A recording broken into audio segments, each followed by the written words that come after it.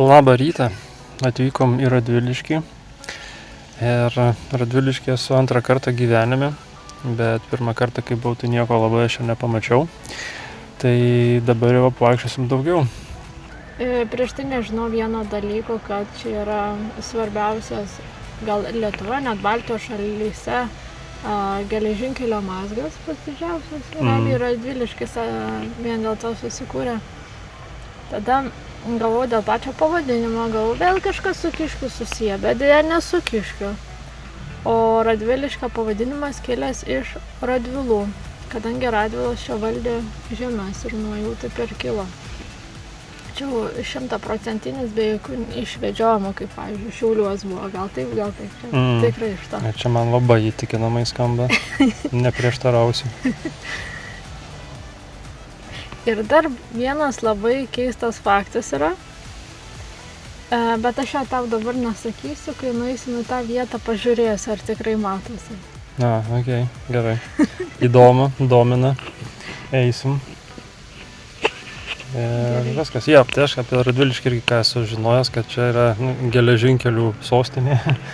Tai tai va šitą irgi patvirtinai, kad didžiausias mazgas geležinkelių čia. Tai va tik tiek ir tai žinojau. Gerai, tai tada einam žiūrėti.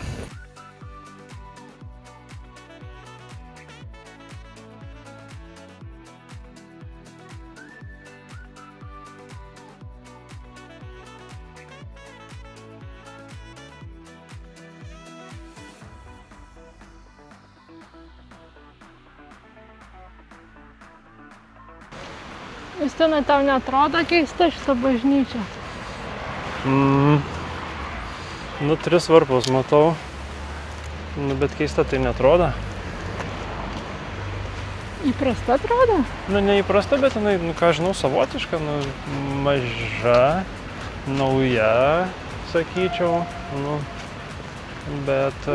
Žinai, kame įdomumas? Ne. Čia, kad karinis sandėlys vokiečių turėjo būti, o ne bažnyčia. Pagal pradinį užmanymą? Taip.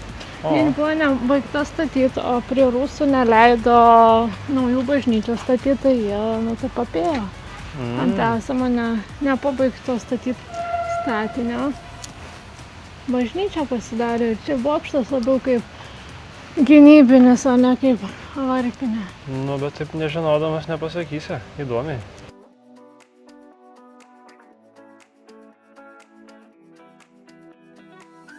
Justinai, mėgsti spėliot skaičius? Davai. Spėk, kiek gyventojų. Radviliškį? Taip. 15 tūkstančių. Ne, gal mažiau bus. 12 tūkstančių. 15 400. Tai gerai. Pirmas buvo geresnis. Reikia netaisyti. Pirma mintis būna geriausia.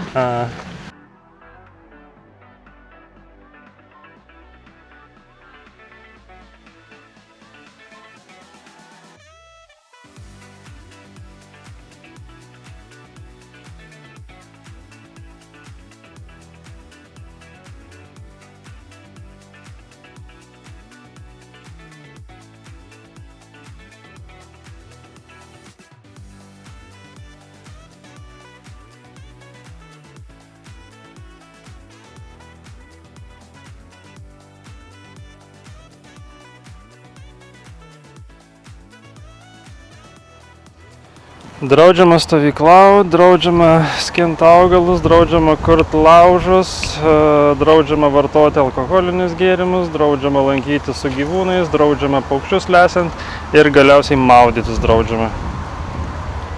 Tai kas tada čia yra leidžiama? Gal negalima eiti? Šito neparašyta, bet atrodo viskas čia yra draudžiama ir nieko čia daryti negali.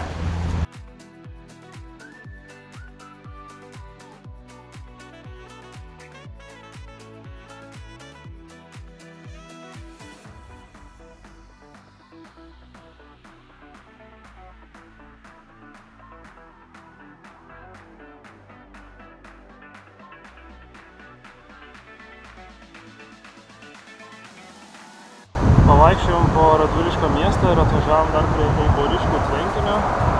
Čia dar yra parkas ir kalbos bokštas. Bet tai čia ir miesto ir yra ribose dar, man atrodo, ne? Tai ribose, bet jis taip vadinasi. Ne, kad Vis tiek dar Radvilišky esam. Miestas, žinai, bet čia taip šalia pačio visko. Tai dar apeisim, galvoju, ratą apie šitą tvenkinį ir gal užteks. Apeisim? Manau, čia nedidelis. Gerai. Ir tada važiuosim toliau, nes žiūriu, kaupiasi debesys, kyla vėjas, gali būti audros. Tai norisi kažkur neužstrigti ir kažko nepraleisti. Tai vat aš ir galvojau, kad tu nenorėsi eiti aplink tvenkinį vien dėl to, labai lietus nemėgsti. Na gerai, tada jeigu tu mane įkalbėjai neit apie tvenkinį, tai mes tada gal apie tvenkinį ir neeikim. Bet galime ir eiti. Iš viršaus. Atvykom į Pakruojį, vaikštome apie bažnyčią. Ir Pakruojį esu jau kokį, galima sakyti, antrą kartą. Vieną kartą buvau vien tik tais dvare, o kitą kartą tiesiog, kamino įdomis perėjau. Ir dabar tai jau prie dvaro ir nevažiuosim, nes ir aš ir Andrutė dvare esam buvę. Tai ten jau kaip ir daug laiko užimtų iš šiandienos. Tai tiesiog po patį miestą labiau pasivaikščiosim ir tiek. Aš tai pačiam miestą tai nevaikščiosiu, o to? Tai aš irgi tik vieną gatvę prasėjau, kur kamino maršrutas vedė ir tiek. Tai ir tradiciškai iš ko kilęs pavadinimas? Kažkas tai tikriausiai turėtų būti Kruoja upė, ne? Palei Kruojos upę. O ką Kruoja reiškia lenkiškai, latviškai? Gal kažkokia žuvis yra? Kuoja yra, gal ir Kruoja yra? Ne, Kruoja yra, reiškia vangus, negreitas. Ta upė labai lėtai yra, lėtai tekanti. O miestas Pakruojas, tai kad prie Kruonos, Kruojos ar Kronos? Prie Kruojos, prie Kruojos upės. Na tai va. Tai čia tada gal ir žmonės tokie bus atsipūtę, tokie ramus. Nes prie upės, pagal upę gali būti. Gerai. Kristinai, įdomybių rubrika. Aha. Yra toks pasiektas rekordas šiandien. Čia? Pakruojy? Taip, susijęs su maistu. Suvalgėte daugiausiai šašlykų? Ne. Suvalgėte daugiausiai čeburekų? Ne. Burgerių? Ne. Bet į tą pusę šaudau? Ne. Toks labiau tradicinis. Suvalgėte daugiausiai cepelinų? Aš nesakiau, kad tai yra daugiausiai suvalgyta. Išvirtas didžiausias cepelinas. Ne. Taip? Ne. Bet su cepelinu?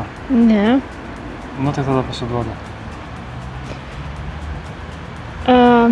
Vienos šventės metu išvirtas milžiniškas šaltienos. Šito nebūčiau atspėjęs. Aš spėjau kiek kilogramų. Nu, kokių 120. Tai čia jau visai įlankas. Nespėsiu tada. 616 kilogramų šaltienos. Ne šaltekų, šaltienos, čia jau kitas dalykas. Ir kas įdomu, kad kokį šaldytuvą dėta, ne? Įprasta netilp. Tai kažkokį specialų padarė daiktą, tai ten viską galėtų ir per naktį laikyti.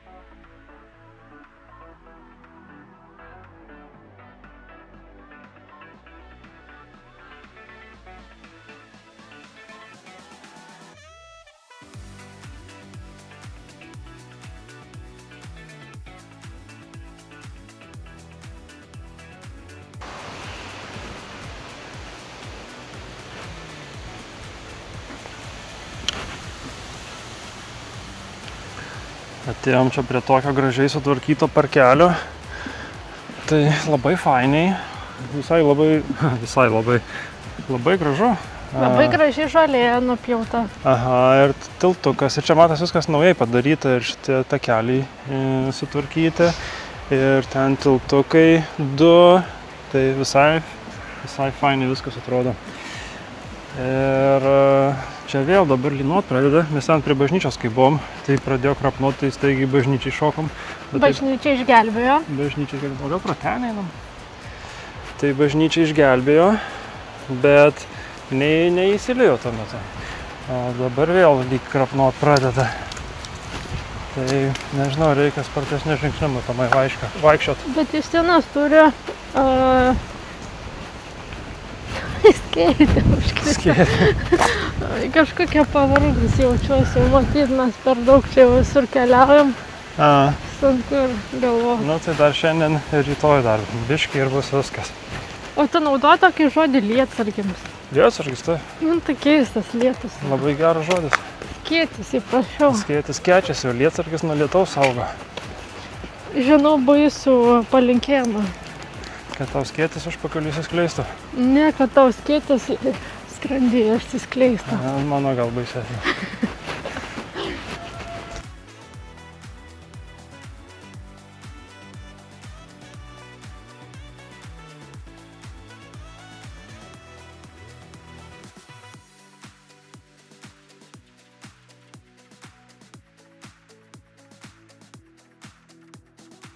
Vadinamas chala uždangalas, ant jo dedamas šabatų, šabo žvakės ir taip sakant. Nuo penktadienio vakaro iki 6. Ką tik išėjom iš seniausios Lietuvoje medinės sinagogos, kuri pastatyta 1801 metais. Ir tikrai verta užeit, nes ten dirba, nežinau kaip pavadint. Gidas vardo nesakė. Tai bilieto kaina 2 eurai, o istorijos tai gauni daug, tai sakykime, tikrai verta apsilankyti.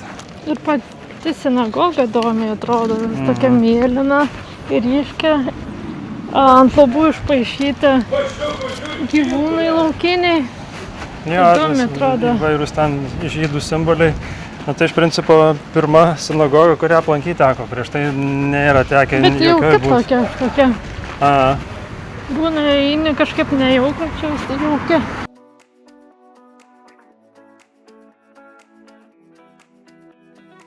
Einam prie ugniagesių stoginę. Ir kas įdomu, kad buvo ten ne tik gaisrinė, bet buvo ir šokių, pokių salė, kadangi žmonėm trūko kur susitikt, bendraut, kultūrintis. Tai gaisrininkas palaukdavo žinių, kad ar nėra kur gaisro, klausydavo kaip šoka viršio. Jo, įdomi. Ir nerūkymo zona. Ir dar kas įdomu, kad čia elektros lemputė viena pirma buvo uždegta šitoj vietoje. Ir dar gaisrininkas asmeninį telefoną turi. Mobilka. Mobilka, kad jeikas galėtų iškart lėkti į gaisro vietą. Gerai, tai dabar užeisim ir sužinosim dar daugiau įdomių faktų. Ar nenusikalbėjau?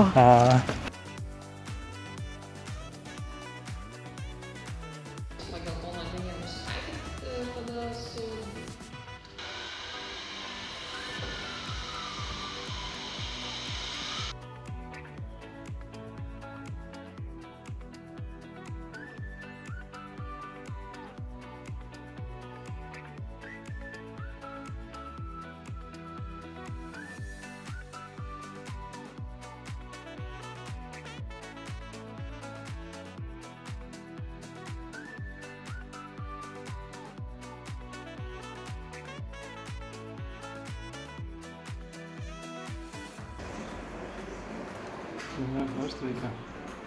Ai, verst? Ar paspaust? Gal pasirinkom dabar čia jau verst. Ai, ne. Čia reikia blokėt dar elgtis.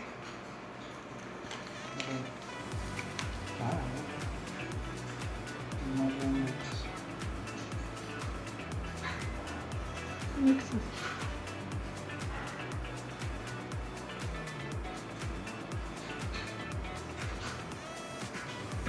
Naujas žodis ir vapsva didžio. Pamėginkite ne tik gerai įsižiūrėti į šią dekoratyvinę varsą, bet ir įsiklausyti. Girdite, ramiai banguojanti jūra mus nukelia tiesiai į visų mylimą Palangą. Būtent taip ir vadinasi 1907. Ar kas nors girdi?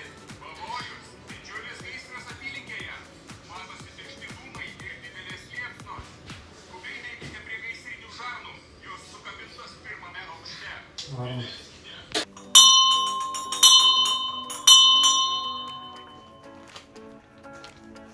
Gaisras. Bet nelabai girdėsi.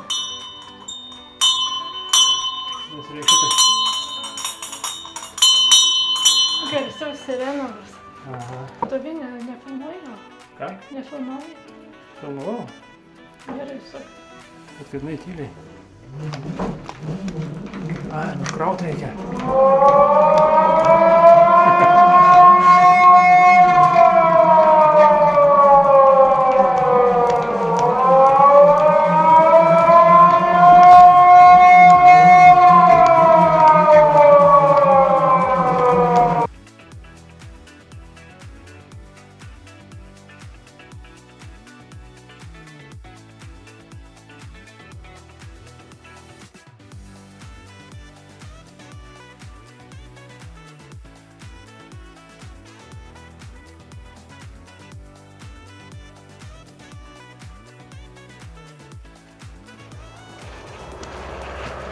Taip, šiandien aplankėm 2 muziejus. Šita stoginė ugniagesių, tai išvis žiauriai modernus muziejus, interaktyvus. Aišku, daugiau gal vaikam toks ten pramogų, sakykim, tokių, bet ir man buvo įdomu išbandyti. Gaisrą gesint. Gaisrą pagesint. O aš su balionu paskraidžiau. Jo, tai visai smagu. Šiaip irgi, vat, realiai, kai vieną perki bilietą, tai arba jei kiekvieną atskirai, tai po 2 eurus kainuoja, jeigu bendrai į abudu, tai tada 3 eurus. Nu, tai mums 6 kainavo. Tai, tikrai verta, už tokią kainą, tai tikrai verta abudu aplankyti. Tai galim irgi parekomenduoti, kad įdomu, daug laiko netima, tai tikrai smagu biškį dieną pagyvint. Tai va, ir dabar dar čia atėjom prie siauruko, kuris iki 94 metų Pakruojyje važinėjo, kaip suprantu, ant lokomotyvo užrašo. Tai O va, Justinas jau buvo jau. pirmokas, ar antrokas gal, kažkas tokio. Tai va, tai dabar dar šiandien liko aplankyti Pakruojyje Vienybės aikštė, man atrodo, Vienybės aikštė. jei neklystu. Nu ir bus galima judėti toliau.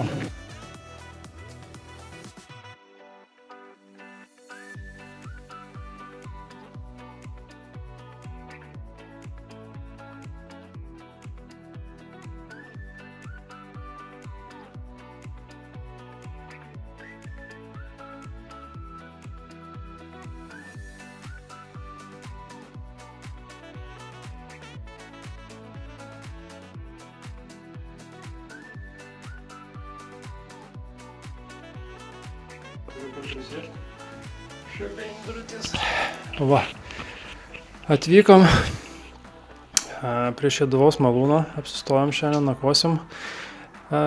Diena gavus biškį neįprasta, nes planavom dar užsukti į Linkuvą, bet kadangi užtrukom Pasvaly, Pakruojį, tai yra Pasvaly, Pakruojį, nu ir šiaip ir Radviliškį gal biškį ilgokai jau pabuvom, tai užsivėlinom labai. Radviliškį ilgai, kodėl? Nu, man atrodo, ten, žinai, kažkaip, nu, žodžiu. Nebuvom ilgai, bet mes Pakruojo 2 muziejuose buvom, tai vis tiek paklausėm, kažką pažiūrėjom ir užtrukom. Nu jo, tai gavos tokia ilgesnė diena ir pritrūkom laiko. Tai skipinam Linkuvą, užsuksim kitą kartą, kai važiuosim. Vis tiek čia dar šitą kraštą po truputį į dešinę judam, tai nesusidarys ten didelės problemos užvažiuoti. Tai va, tai šiandien esam čia, apsistojom Pakruojo malūne. Ne pačia malūnė gavosi, bet šalia motelis yra, tai jame. Norėjai malūnę Aš tai, kadangi vis tiek čia nieko nežinau, tai aš įsivaizdavau, kad Pakruojo malūnas, tai čia malūnė ir gyvensim. Bet ne, ten malūnė tik tais baras matyti yra, tai nueisim gal ten dar šiek tiek pasėdėti, pailsėti. Ir viskas, tada rytoj aplankom pačią Šeduvą, aplankysim muziejų, tą dingęs šteltas vadinasi, ar šeltas, ar kaip tiksliai pavadinimo nežinau. Tai va, tai ten pabūsim, nes jis ten naujai pastatytas, kiek girdėjau, ir labai įdomus, o ne visi ir labai rekomenduoja. Jo, kas buvo iš pažįstamų, tai labai geriau. Jo, tai būtinai aplankysim. Ir viskas, važiuosim tada jau į Vilnių. Tai va. Nusikalę. Nu, ne taip kaip vakar, šiandien kažkaip energijos daugiau atrodo biški, bet jo. Aš tai šiandien labiau pavargus. Nu, aš tai vakar labiau pavargęs. Taip galo spaudžia, karšta. Vakar daugiau vaikščiom, tai man su svoriu vaikščiot buvo sunkiau. Nu, kaip tu sakai, jo, bet man atrodo, mums apskritai nuovargis kaupėsi. Gali būt. Galimai tiek reikės... atsikeliam ir vėl kažkur važiuojam ir taip vis tiek po ir kelionės ir taip trečia savaitė. Taip. Jo, tai reikės matyti kelias dienas tiesiog pačilinti ir nieko neveikti. Tikrai taip. Turim mintį, nes dar po vestuvių liko nemažai alkoholio, tai reikės naikinti alkoholį. Tai... Alkoholinį, alkoholinį. Alkoholio turim. Nealkoholinio. Kabutėse, kaip kas supras, bet žodžiu, naikinsim likučius po vestuvių likusius, tai va, tai matyt taip reiks ir pabaigti kitą savaitę. Tai va, gerai, šiandien tiek ir iki rytojaus.